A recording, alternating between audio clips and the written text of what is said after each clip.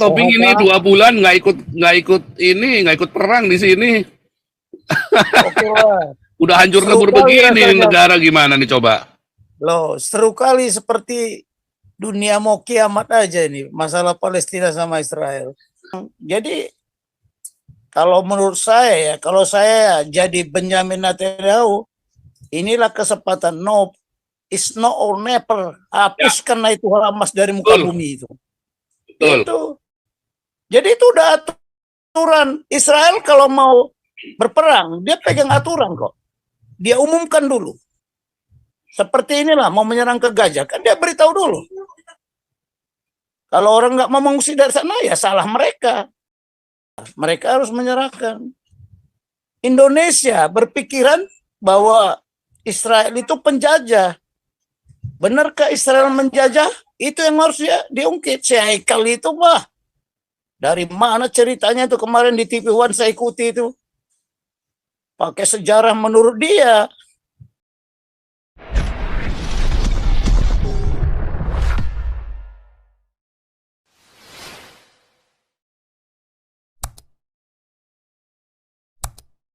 Ini Pak Jenderal Tobing ini saudara Pak Jenderal Tobing baru recovery dari pasca stroke saudara ya.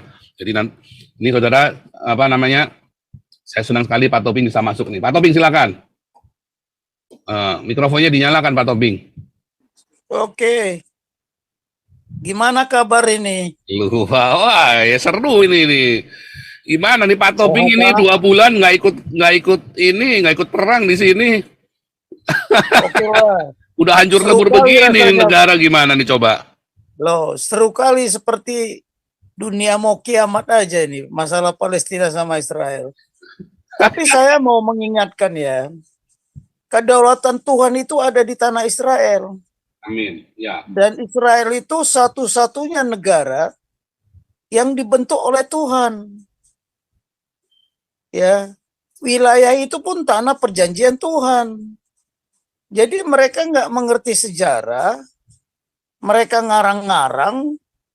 Ya, saya melihat itu mereka menggunakan kitab sucinya mereka yang terbitnya 600 tahun setelah Tuhan Yesus naik ke surga. Jadi saya lihat kemarin itu, kalau mereka dia percaya akan Tuhan, itu orang tanah pemberian Tuhan kepada orang Israel. Mau Israel bandel kayak apapun, sejak dari Mesir itu pun sudah bandel sebenarnya. Tapi Tuhan tetap memegang janjinya. Ya kan, siapa yang mengutuk Israel akan saya kutuk. Siapa yang memberkati Israel akan diberkati. Jadi perang ini ya tidak akan ada habis-habisnya. Damai yang terjadi di sana hanya sementara. Dan itu sudah dibuatkan kok di Bible, di Mazmur 83, di Yeskiel 38-39. Jadi Israel itu sebagai suatu negara, dia nowhere to go. Ke kanan, ke kiri, ke atas, ke bawah. Dia memang udah dikepung. Sekarang sudah jelas ya. Di Yeskiel 38-39 itu dia akan dari utara. Utara sudah jelas, Rusia sama Turki. Dari timur itu jelas Iran. Dari barat itu Sudan sama Yaman itu. Dari selatan Saudi Arabia. Tapi saya juga kaget waktu Saudi Arabia mengadakan damai sama ada hubungan diplomatik dengan Israel. Tapi sekarang sudah tidak lagi dengan Abraham Accord itu kan. Abraham Accord pun sudah dilanggar. Jadi beginilah, apakah benar Hamas teroris? Nah, kalau benar dia Hamas teroris, kan ada buktinya. Dia tidak mematuhi hukum perang itu ya. Setiap perang itu harus hukum perang itu kan harus dinyatakan. Jadi kedua belah pihak yang mau berperang itu harus diumumkan sebelumnya. Tapi cara-caranya Hamas itu udah cara-cara teroris. Teroris kan tidak pernah memberitahukan kapan dia mau bergerak. Nah, jadi kemarin saya lihat si Haikal sama si Madinah Alisera itu, dia bilang si Hamas itu bukan teroris. Betul ya. Padahal teroris itu, ya itulah cara bergeraknya. Benar bahwa dalam perang itu ada prinsip mengejutkan, surprise ya, kemudian deception, prinsip-prinsipnya itu. Tetapi harus diumumkan, ini bukan perang zaman dulu lagi. Nah, sekarang Israel itu melawan non-state actor, kecuali presidennya Palestina, Mahmud Abbas, itu menyatakan perang. Jadi ini kesempatan Israel menghajar dia dengan aturan hukum perang. Jadi kalau menurut saya ya, kalau saya jadi Benjamin Netanyahu, inilah kesempatan. No, it's no or never. Hapuskan itu Hamas dari muka bumi itu. Betul. Itu. Jadi itu udah aturan. Israel kalau mau berperang, dia pegang aturan kok. Dia umumkan dulu. Seperti inilah, mau menyerang ke Gaza, kan dia beritahu dulu. Kalau orang nggak mau mengungsi dari sana, ya salah mereka. Jadi sekarang hak asasi manusia itu ya tergantung kepada aturan hukum perang. Kalau sudah dinyatakan perang, itu tidak ada lagi yang berkaitan dengan aturan perang. Tidak ada lagi yang menyalahkan kalau dia melanggar aturan perang. Tetapi selama perang, kalau dia menangkap menangkap lawannya, itu tidak boleh diapa-apakan. Jadi kalau menurut saya, Israel sama Palestina ini, kalau mau damai, ya mereka harus menyerahkan. Indonesia berpikiran bahwa Israel itu penjajah. Benarkah Israel menjajah? Itu yang harus diungkit. Si Haikal itu wah, dari mana ceritanya itu kemarin di TV One saya ikuti itu. Pakai sejarah menurut dia. Jadi kita harus mengungkapkan masalah ini dari sejarah dulu lah. Sejarah yang benar, sumber yang benar. Bukan main sumber-sumberan. Ini komentar saya mengikuti terus itu yang perkembangan di TV One itu. Kasihan itu si Monique Reckers itu. Kemarin malah tidak diberi kesempatan. Dan suara mikrofonnya dikecilin loh sama TV One, jahat tuh TV One ini. Brengsek juga ya. Sehingga suaranya kecil sekali, suaranya si Haikal Hasan itu keras sekali. Ya. Haikal Hasan baru sekali keras. Public media tidak boleh bohong, tetapi dia melakukan tindakan yang namanya perang informasi. Ya. Kalau peperangan informasi boleh melakukan kebohongan. Propaganda jadinya. Iya, tapi public media tidak boleh. Di TNI itu ada public media ya, Puspen itu. Itu nggak boleh bohong. Kalau umpamanya ada 4 orang meninggal di Papua, ya bilang 4, tidak boleh kurang, tidak boleh lebih.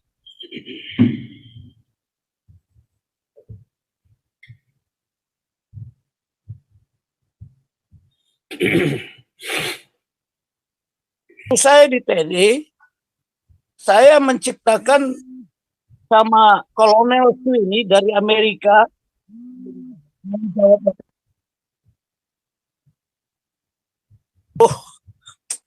Jadi waktu saya di TNI, saya bersama Kolonel Sweeney itu menciptakan JPOI, JPOI, ya, Global Peace Operation Initiative. Indonesia kalau mau melaksanakan tugasnya yang kelima, ikut serta dalam ketertiban dan perdamaian dunia yang ikut serta dalam ketertiban dunia berdasarkan perdamaian dunia, dan keadilan sosial, dia tidak boleh memihak. Kalau dia memihak Palestina, itu berarti dia tidak bisa melaksanakan tugas yang kelima. Dia sudah mengkhianati konstitusi. Jadi sebaiknya kita bisa bertindak sebagai pasukan perdamaian. Itu makanya TNI sempat mengirim pasukan ke Libanon. Walaupun tadinya alot, ya saya waktu di Mabes TNI di staf operasi alot sekali supaya Indonesia bisa menjadi pasukan peacekeeping di Libanon. Israel tidak setuju. Tapi pendekatan kita ke pasukan Amerika, US Indo-PACOM, waktu itu masih US PACOM, akhirnya dengan lobby itu Indonesia bisa mengirimkan pasukannya. Ya. Itu dulu. Jadi kita kalau bisa sebagai pasukan pendamai bukan memihak. Inilah kesalahan pemerintahan kita. Satu lagi yang nggak sempat saya inisiatif ya. Inisiatif saya yang kedua, GD Roy, Global Disaster Relief Operation Initiative. Karena dunia ini di samping JPOI ada lagi bencana. Nah, itu kan sudah dibuatkan. Bencana kelaparan, bencana apa macam-macam. Tapi kita belum sempat menyiapkan itu. Nah, itu harus multinasional. Tapi kalau JPOI itu, Global Peace Operation Initiative, itu kita siapkan. Makanya saya tahun 2029, saya menyarankan ke pimpinan supaya dibentuk Peacekeeping Center. Nah, bayangkan Indonesia baru 2009 baru mempunyai Peacekeeping Center. Jadi dulu saya kaget ketika saya ada di staf operasi, setiap Peacekeeping Center mau berangkat tugas ke luar negeri, saya harus tes mereka bersama orang-orang dari PBB. Jadi dengan itu kita ciptakanlah Peacekeeping Center di Sentul yang diresmikan oleh Presiden SBY dan Ban Ki-moon. Nah, harusnya kita orientasi kita fokus kepada JPOI. Bagaimana kita menjadi pasukan perdamaian, bukan membela satu negara.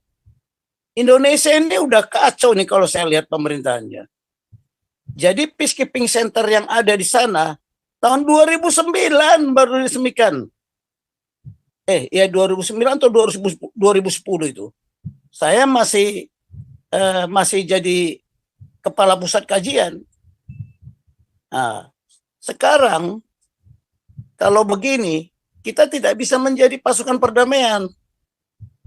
Ya, tidak bisa pasukan untuk mengirimkan pasukan perdamaian kalau yang bersengketa Israel. Pasti Israel tidak akan setuju. Itu loh. Nah, kejadian di Lebanon, hampir aja tentara Indonesia itu dihabisin, tau nggak? Karena apa? Karena melaksanakan doktrin TNI, yaitu pembinaan teritorial.